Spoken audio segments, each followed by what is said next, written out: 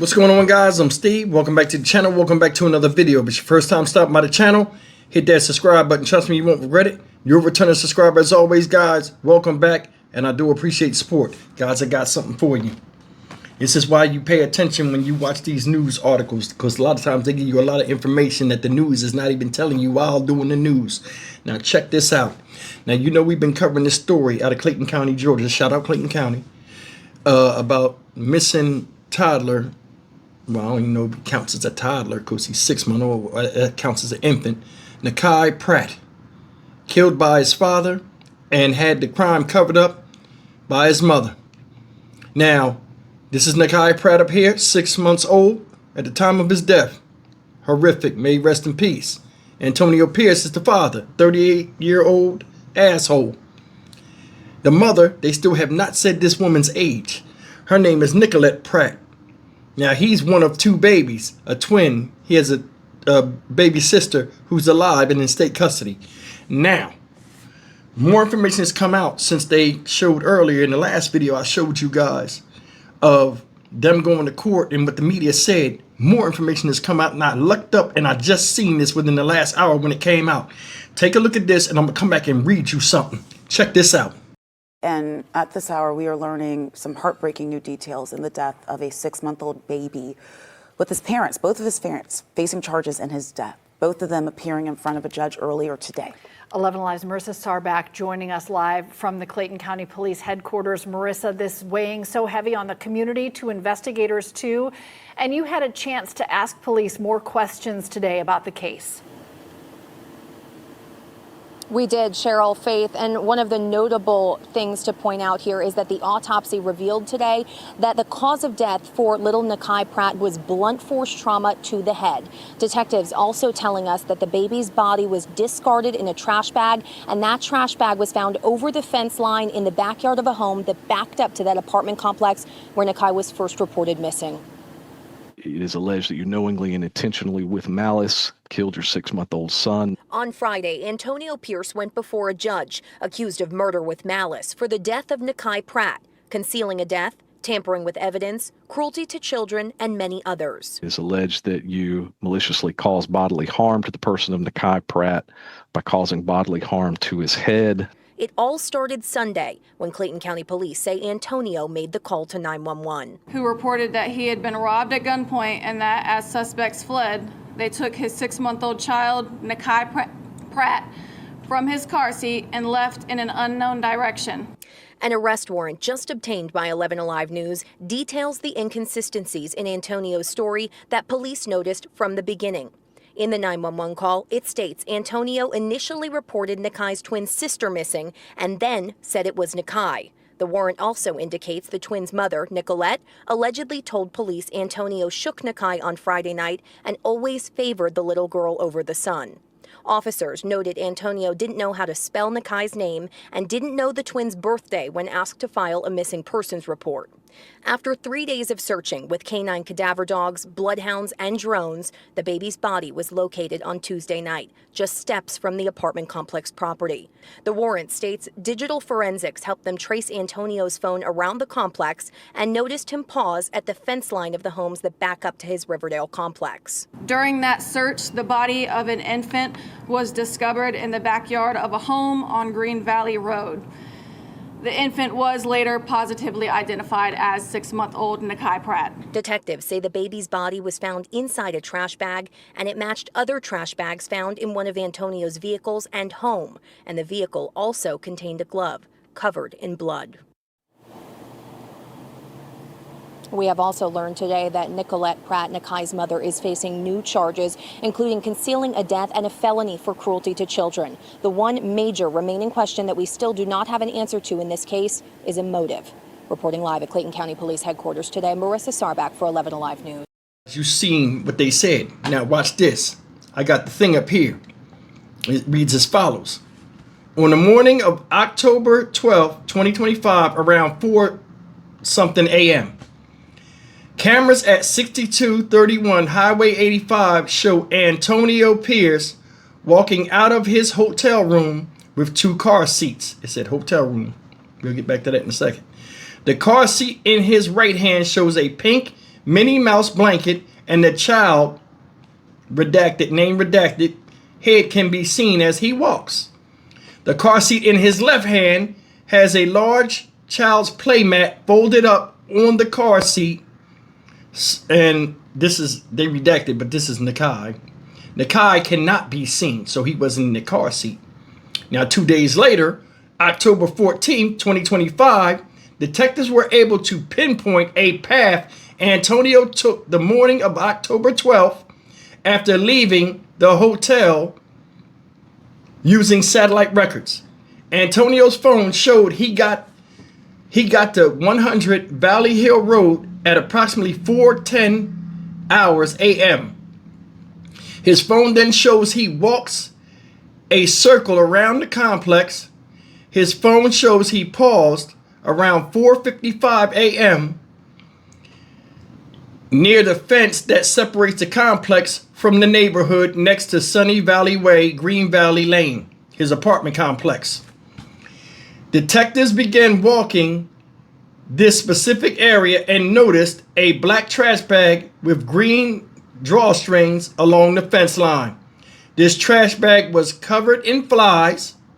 Upon closer inspection, detectives located the missing child Nnakai inside the trash bag.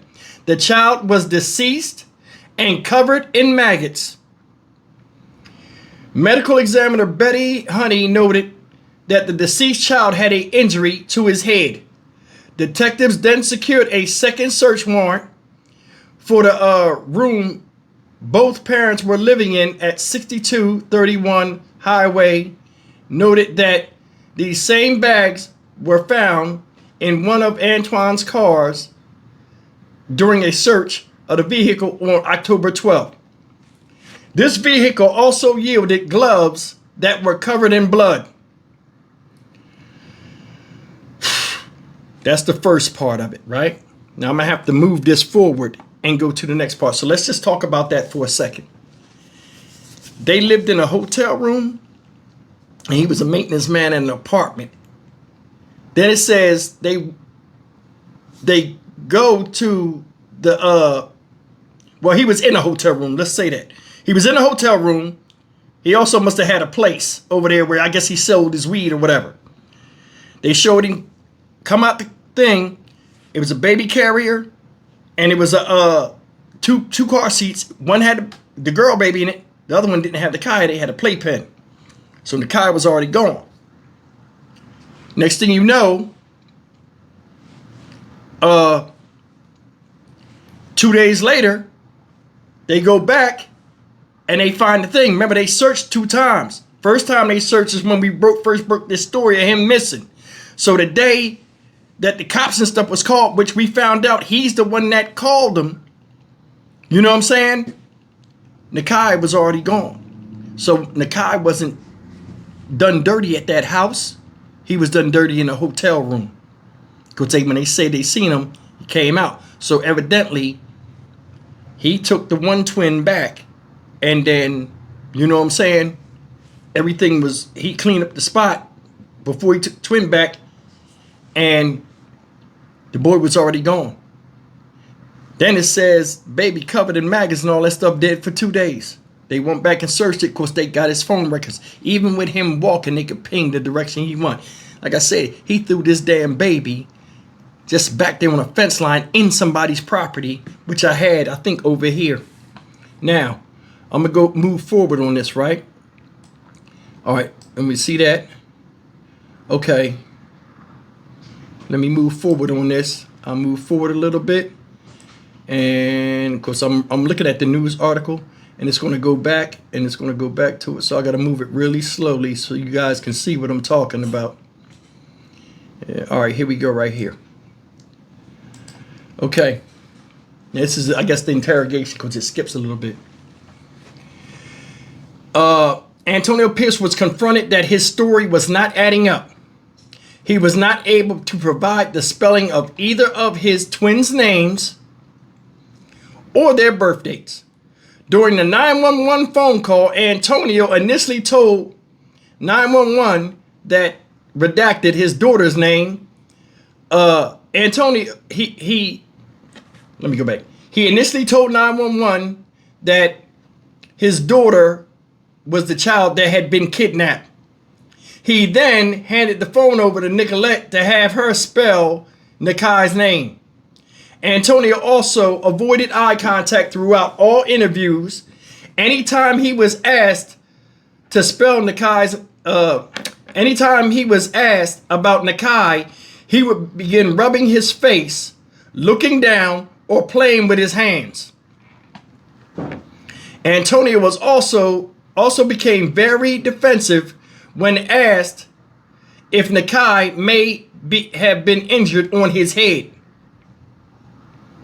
When interviewing Nicolette Pratt, she advised that the last time she saw her son was before she went to work at 1900 hours, which is what, 7 o'clock at night, on October 11th.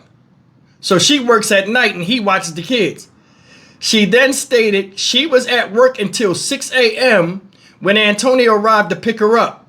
She stated that, listen to this, when he got there, he told her to drive, despite her having just worked a 10-hour overnight shift.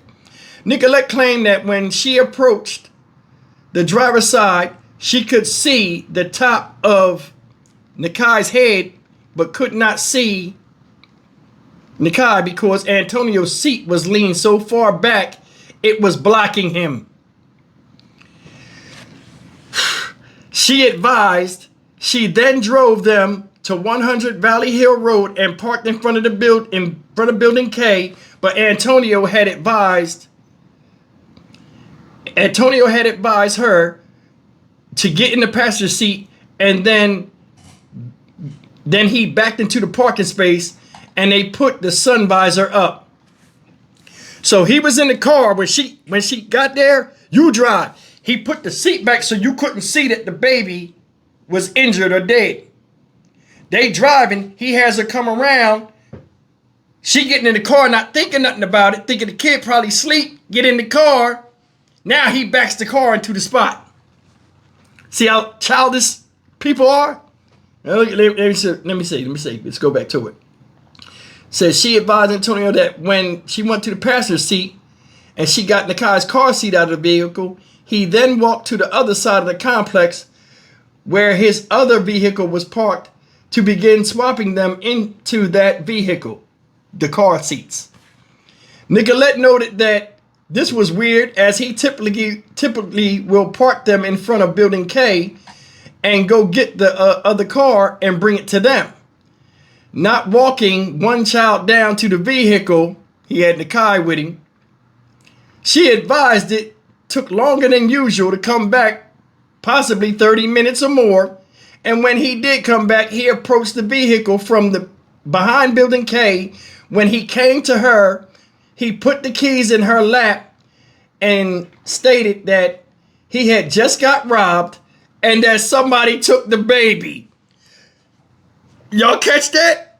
He parked the car, did some weird shit, walked around the corner with Nnakai, right? Because he was already gone. He ain't wanted to see. Walked around the corner with Nnakai, then come back, sit in the car, drop keys on the lap.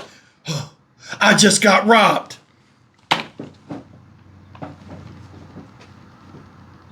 Well, this is what we listening to.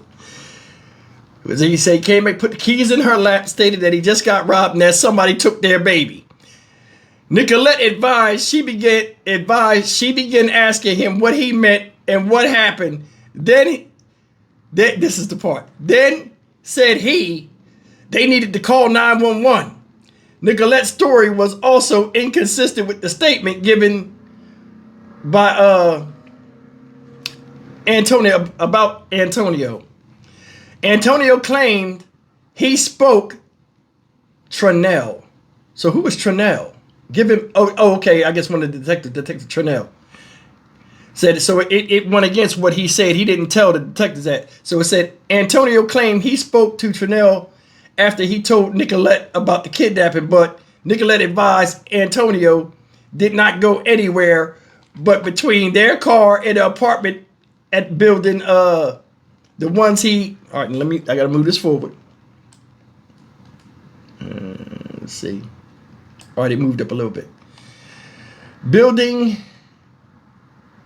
Once he told her what happened, Nicolette also mentioned that on Friday night, Antonio was upset with Nnakai and shook him.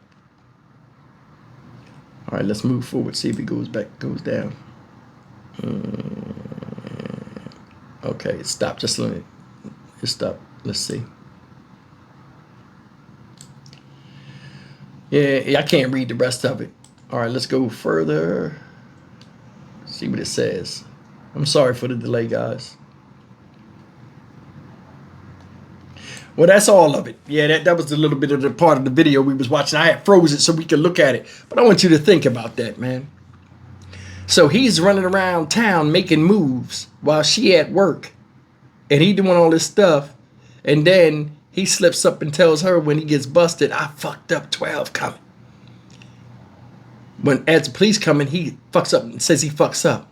You know what I'm saying? Now later on, he ain't ready to get his lies straight. They asking questions. He failing all the body language signals of being a liar. Even in the conversation in the press conference today, they said he was a fucking liar. They called him a liar in the press conference. Yeah, he was lying. Yeah, they calling you a liar right on national TV. This guy's 38 years old. You know what I'm saying? Then when she found out about it, she never batted an eye. Still did what he did. We said protecting the investment, the weed, and the money. It's a damn shame how people are, man. They have kids and like they don't mean nothing to them. This guy told bold-faced lies. And they got him dead to rights all over the damn place. It's just sickening, man. I'm Stock Market Steve for the Dynamic Reason channel. As always, like, comment, share, and subscribe. The live stream is tonight at 7 o'clock Central Standard Time. You can't get here fast enough. I will see you guys in the next video. Take care. May Nnakai Pratt rest in peace, as always.